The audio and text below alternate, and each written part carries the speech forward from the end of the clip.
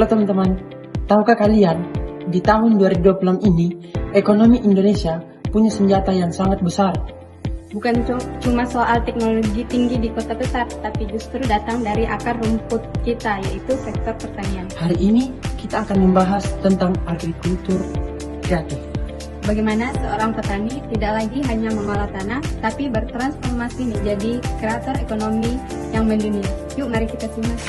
Pertanian kreatif adalah pendekatan inovatif terhadap agribisnis yang melampaui metode pertanian tradisional.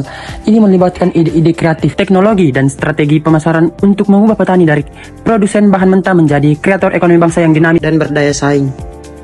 Banyak yang bingung, apa sih bedanya pertanian biasa sama pertanian agrikultur kreatif? Nah, bedanya yaitu satu kata, nilai tambah. Nah, betul banget. Kalau dulu petani hanya menjual komoditas mentah, tapi sekarang di era ekonomi kreatif ini, kita bicara soal branding dan inovasi. Contohnya, bayangkan, keripik singkong kalau dijual mentah harganya lebih murah. Tapi, kalau diolah jadi keripik artisan dengan kemasan keren dan dipasarkan lewat media sosial sebagai cemilan yang sehat.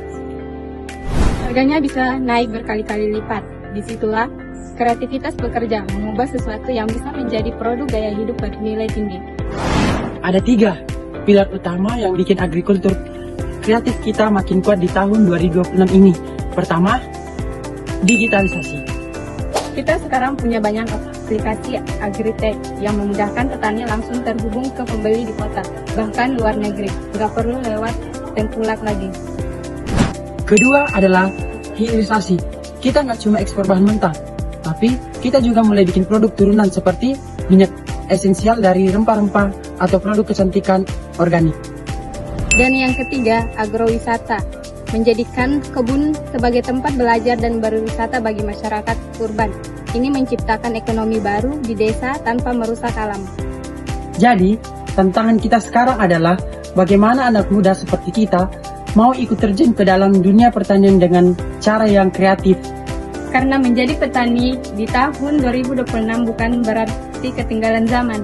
Justru, kalian adalah pahlawan ketahanan pangan sekaligus kreator ekonomi bangsa.